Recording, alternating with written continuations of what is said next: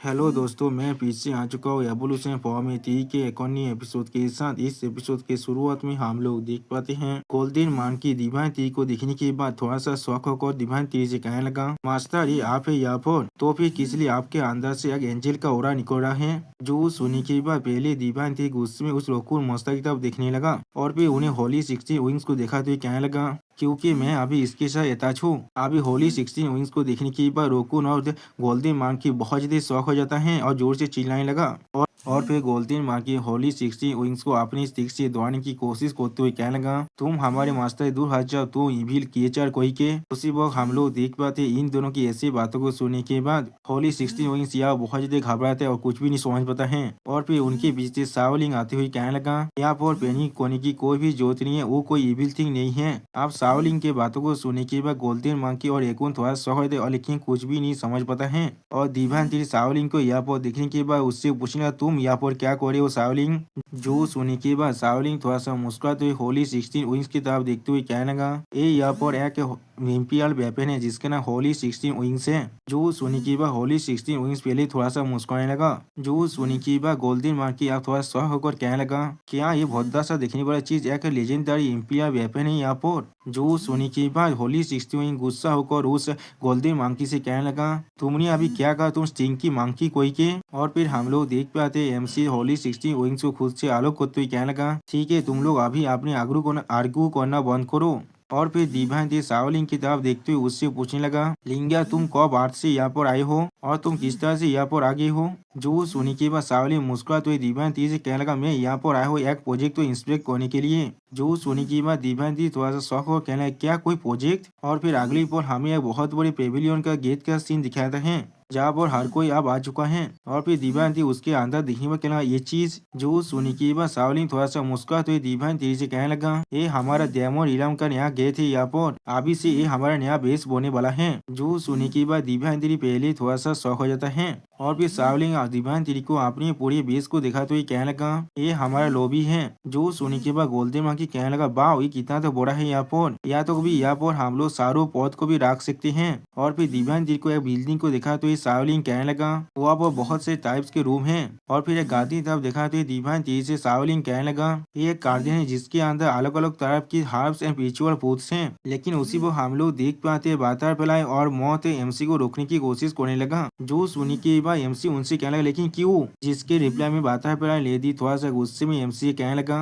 Master आप यहाँ पर अंदर नहीं जा सकते हैं, आप हमें से हमारे सारे स्पिरिचुअल हर्ब्स को चुरा लेते हैं। जो सुनी के बाद मौत भी कहने लगा, बिल्कुल सही कहा तुमने। और फिर बातार पर लेडी डिवाइन तेरी को दूसरी तरफ ले जाते हुए कहने लगा, आपको शायद किसी और तरफ जाना चाहिए। जो सुनी के बाद डिवाइन तेरी कहने लगा, ठीक है ठीक है। और फिर हमें दिखाते मिट्टी से बना हुआ एक बहुत बड़े सिंहासन का सीन जहाँ पर डिवाइन तेरी अभी बैठा हुआ था। सच में दोस्तों डिवाइन तेरी इतनी बड़ी सिंहासन के सामने बिल्कुल एक छोटा सा किले जैसा दिख रहा है। और फिर डिवाइन तेरी थोड़ा सा परेशान होकर कहने लगा, ये चीज सच में बहुत ज्यादा बड़ा है यहाँ पर। उसी वो डिवाइन तेरी को इस तरह से देखने के बाद गोल्डन मार की मुस्कुरात हुई कहने लगा, मास्टर आप यहाँ पर एक बेवकूफ की तरह दिख रहे हैं। जो सुनी के बाद दीवान दी गुस्से में अपनी आंखों में अपने पार को अनलिश कर गोल्डन मान की तरफ देखने लगा। और फिर हम लोग देख पाते दीवान तेरी अपनी रोतों की मदद से गोल्डन मान की और उसके सारे दोस्तों को पकड़ लेता है, जिसके वजह से वो तीनों यह बहुत जोर से चिल्लाने लगा। और फिर हम लोग देख पाए दीवान तेरी अपनी तीन जायंट फॉर्म में आ चुका है। अब दीवान तेरी की इस फॉर्म को देखने के बाद सावलिन बहुत ज्यादा मुस्कुराने लगा। और फिर हम लोग देख पाते दीवान तेरी की इस जायंट तेरी फॉर्म इस सीट के लिए बिल्कुल परफेक्ट है। सच में दोस्तों यह वो दीवान तेरी को देख को लग रहा है एक गॉड यहाँ बैठा हुआ है। और उसी वो हम लोग देख पाते दीवान तेरी अपनी पावर को थोड़ा सा अनलिश करते हुए कहने लगा, ये चीज बिल्कुल परफेक्ट है। अब दीवान तेरी की बातों को सुनने के बाद सावलिंग भी अब थोड़ा सा मुस्कुराने लगा। और फिर हम लोग देख पाते दीवान तेरी अभी गोल्डन मान की और उसके सारे दोस्तों को अपनी तीर से पकड़ कर रखा है। और फिर हम लोग देख पाते आसमान से और एक भौतिक गेट को बनते हुए अगली बॉल जिसके अंदर से अब एवरील बाहर निकलता है। अब एवरील को देखने के बाद गोल्डन मार्की जोर से चिल्ला को कहने लगा, यहाँ पर हमारा दुश्मन आ चुका है। गोल्डन मार्की को रोकते हुए सावलिंग कहने लगा थोड़ा सा शांत हो जाओ। और फिर दिव्यांग तेरी एब्रिल किताब देखते हुए कहने लगा ये तुम्हारा पहला बार है जो अब तुम लोग इससे मिल रहे हो। ये एब्रिल है जो एक फॉलन एंजल है यहाँ पर। जो सुनी की बात गोल्डन मांकी थोड़ा सा घबरा कर कहला क्या एक एंजल। और फिर एब्रिल दिव्यांग तेरी से कहने लगा मास्टर वॉयज नियम के सारे एक्सपर्ट इस ऑपरेशन के अंतर 60% लॉस को सफर किया है और 30 से भी ज्यादा फिफ्थ तार के एक्सपर्ट पूरी तरह से मर चुके हैं। जो सुनी की बात दिव्यांग तेरी थोड़ा सा सोचते हुए अपनी मन में कहने लगा आखिरकार स्काई किरण एक टॉप तार के पावर हाउस है यहाँ पर, इसीलिए ये चीज को मैं आसानी से समझ सकता हूँ। इतना तो हेवी लॉस उन्हें सफर करना ही पड़ेगा। और फिर एब्रिल एक सीरीज बेस बनाकर एमसी से कहने लगा और 10 ने सिर्फ 10 to 20% लॉसेस को सफर किया यहाँ पर और एक फिफ्थ तार के आई से स्पिरिट 10 यहाँ वो मर चुका है। बहुत सारे टीरी मैन यहाँ वो बहुत ज्यादा सीरियसली इंजर्ड हैं। और फिर एब्रिल कुछ टीरी मैन के बारे में सोचते हुए डिवाइन टीरी से कहने लगा जो कुछ फिफ्थ तार के 10 सर्वाइव कर चुके हैं वो सारे आप ब्रेकथ्रू करने की साइन को दिखा रहे हैं। यानी दोस्तों बहुत जल्दी बहुत सारे टीरी रेस के बाद लेवल 6 के अंदर पहुंच जाएगा। जो सुनी के बाद डिवाइन टीरी सीरियस फेस बनाकर एब्रिल से कहने लगा जितने भी 10 अभी जिंदा है वो लोग पहले ही बहुत से जिंदगी को खा चुका है। आपके अभी उनके शरीर के अंदर बहुत ज्यादा ब्लड और फ्लैश है, इसीलिए वो लोग अभी ब्रेक थ्रू करने की साइन दिखा रहे हैं। अगर इस तरह से सोचा तो फिर भॉयज केलिन से भी ज्यादा खतरनाक है ये टेरेंट रेस यहाँ पर।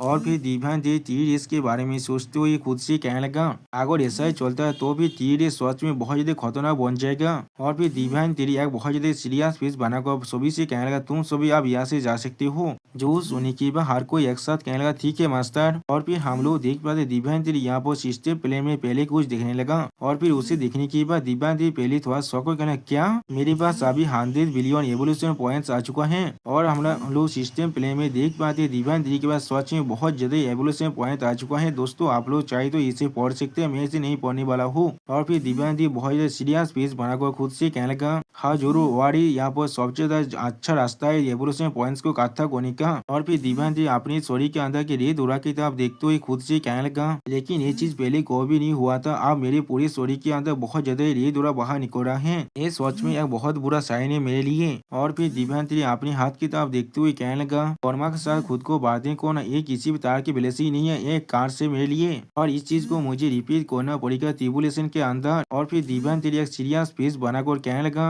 वो लोग जो लोग कल्टिवेट करते हैं उनके लिए ट्रिबुलेशन यहाँ पर सबसे ज्यादा खतरनाक चीज होता है। अगर मैं इस चीज को एलिमिनेट नहीं कर पाया तो फिर ये मेरे लिए बिल्कुल एक कैलामिटी की तरह बनने वाला है, या फिर जब मैं 7 रैंक के अंदर एडवांस करने वाला हूँ तो मेरे लिए बहुत बड़ा खतरा भी बढ़ सकता है। उसी वो होली 60 विंग्स बाहर निकलते हुए दिव्यांग तेरी से कहने लगा तो फिर जाकर असुरा क्लैन को ढूंढो, अभी उनके पास प्यूरिफाइंग रेड लोटास है जो तुम्हारी इस कार्मी के ऑब्स्टिकल को भी दूर कर सकता है। और फिर होली 60 विंग्स उस रेड लोटास के बारे में सोचने लगा, लेकिन उसी वो हम लोग देख पाते दिव्यांग तेरी होली 60 के विंग्स की तरह बहुत ज्यादा ही शौक भरी निगाहों से देखने लगा, जिसे देखने के बाद होली 60 में बहुत ज्यादा घबरा कर दिव्यांग तेरी से कहने लगा मैं तुम्हारी सोच को पढ़ना नहीं चाहता था। और फिर दिव्यांग तेरी एक सीरियस फेस बनाकर होली 60 विंग से पूछने लगा यहाँ पर ये प्योर रेड लोटस क्या है।